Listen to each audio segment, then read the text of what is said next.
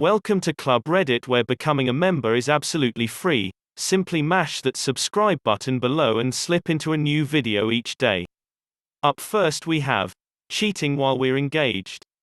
I'll exploit your phobias. A while back, I was engaged to a guy who seemed like a good choice. Attractive, funny, good job, owned a home.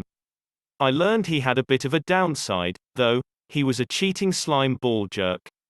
Not just a one-time one-night stand with after too much to drink, which I would have still been angry about but could have probably gotten over, but repeatedly with more than one woman.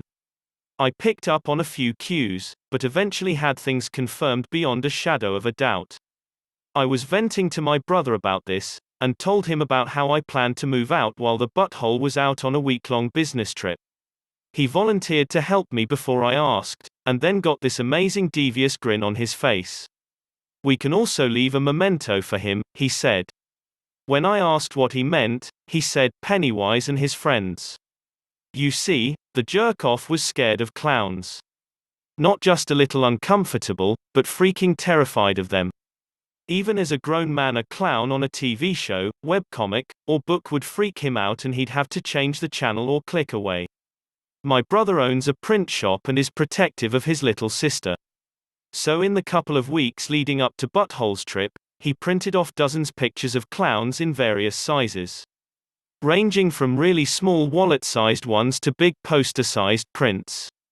We framed most of the stuff in some super cheap plastic frames. Others we laminated. We managed to move all of my stuff out pretty quickly, which gave us a lot of time to get things set up for my ex. We took down every single framed picture and put up framed clown pictures. The clowns ranged from average clown to nightmare fuel crazy clowns. Pictures on the walls, art prints, photographs in frames on tables. You name it, it was replaced with a clown picture. Where we became really devious was taking the laminated ones and placing them in things like the silverware drawer, the underside of the toilet lid, so when he went to take a pee he'd be greeted with this when he lifted the seat, in the fridge and freezer, on the back of cleaning bottles, in his underwear drawer, and a bunch of other places. We even made sure to put some in places that he wouldn't go into for a while so he'd get a scare months later. He had one of those attic accesses that you have to pull down on and a ladder descends. We put a big laminated clown face on there so when the ladder flipped open for him to climb, he'd get a clown face. While we were setting this up, I went a step further and changed the wallpaper on his desktop computer to a clown. I also took about 10 of his favorite movies that he had on DVD and replaced them with some burned DVDs that had clown footage. They auto-played, and we'd printed up labels that looked like the original DVD artwork. We put all of his original artwork and DVDs in the basement, off the ground and protected from damage. But surrounded by giant clown posters of Pennywise and the like. And a motion sensor that, when triggered, would play a creepy clown laugh. I left a note on the kitchen table that said, "I know about names. Screw you. I'm out." After a few days of hard work of moving me out and moving a few clown cars worth of terror in, my brother, his wife, and I celebrated by grilling some steaks and having a few beers. These were paid for by the engagement ring I sold. Once the butthead returned, I got a text message or two that was along the lines of, "You witch." It must have taken him days to take care of the photos out in the open alone. There was never any further action or legal repercussion for what we'd done. After all, what grown man would want to say that his ex-fiancée scared him with clown pictures? Next up we have cheat on me with my student, steal from me and then slander my reputation. Get ready to lose your job, future and face jail time. Preface. So, I was madly in love with my ex-girlfriend, together for 4 years. She is quite attractive, and very affectionate. She thrived on attention, to which I catered to the best of my abilities. I fondly called her Winter, and she had a cheesy name for me as well, which I choose not to divulge. Overall, I was happy. I earned significantly more than her, apart from the fact that my grandparents left me a hefty amount of money. Although she lived in her own apartment, we live in a very conservative country, live-in relationships are a big taboo, most of the stuff in it was mine. She drove my car, used my laptop, and so on. I have a crappy 32 inches LCD TV, while she bought a 60-inch Bravia and defaulted on payments, after which I had to pay for it. This was not an isolated incident either, because she had a lot of things I was paying for. I admit that I was a doormat, in blissful ignorance of all the red flags. So, one day, I was at her place and I used her laptop to check my email. I couldn't remember her Wi-Fi password. Her Gmail account opened up, and as I went to sign out, a Hangouts notification popped up which said, "God knows I love your body. 7, same park. Night at my place. Wear the dress my name bought for you so I can tear it apart." There were no other texts on that chat head, she probably deleted it. It was my student. My, barely, 18-year-old, first-year student whom we'll call Wuss.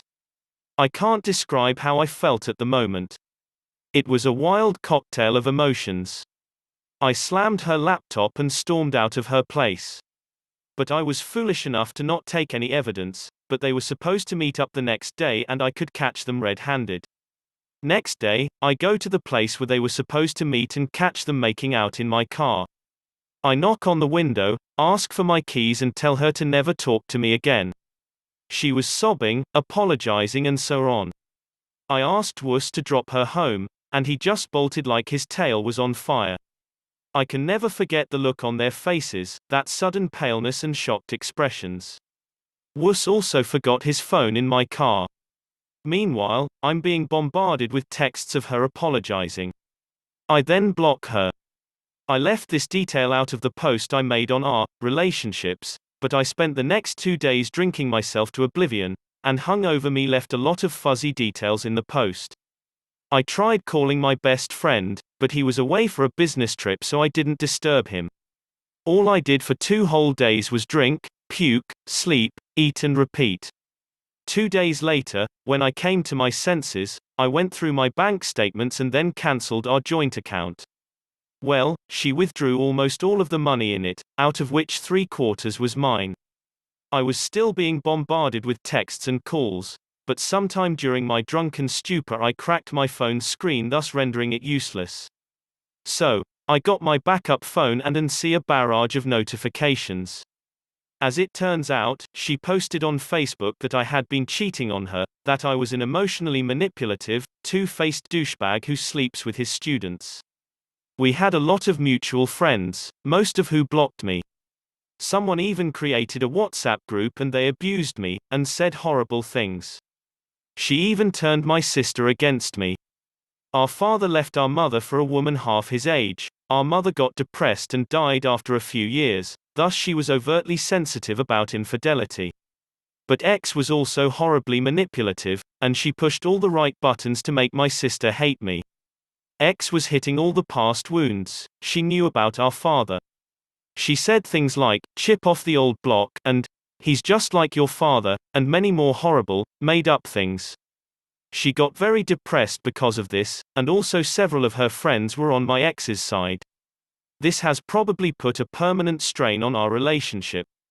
Word about X's Facebook post spread like wildfire in the college. They pinned a shy, socially awkward girl as being my mistress and shamed that poor girl. To be honest, I have never even noticed her. The revenge. Finally, the part everyone was waiting for. She effectively ruined my reputation and goodwill I had created in my community and among my peers. Put my job in jeopardy. She turned my only family, my sister, against me. I later show her the apology texts my ex sent me, and then she apologized to me because clearly I was the victim, not her. Several kind Redditors suggested I contact a lawyer, which I did. So the next day when I went for work to take a few days off, I see Wuss and his father for me. Somehow I resisted the urge to punch him. He apologized, and told me that he'd do anything so as to not get him out of college. I asked him if he'd testify in my favor, and he obliged. I did tell him that I won't be able to save him, because that was out of my powers. He told me he would still testify in my favor, and he sent me several screenshots of his chats with X, thus confirming that she was cheating on me, and not the other way round. I pressed charges under IPC, Indian Penal Code, Section 499, defamation, 500 and 504, intentional insult with intent to provoke breach of the peace.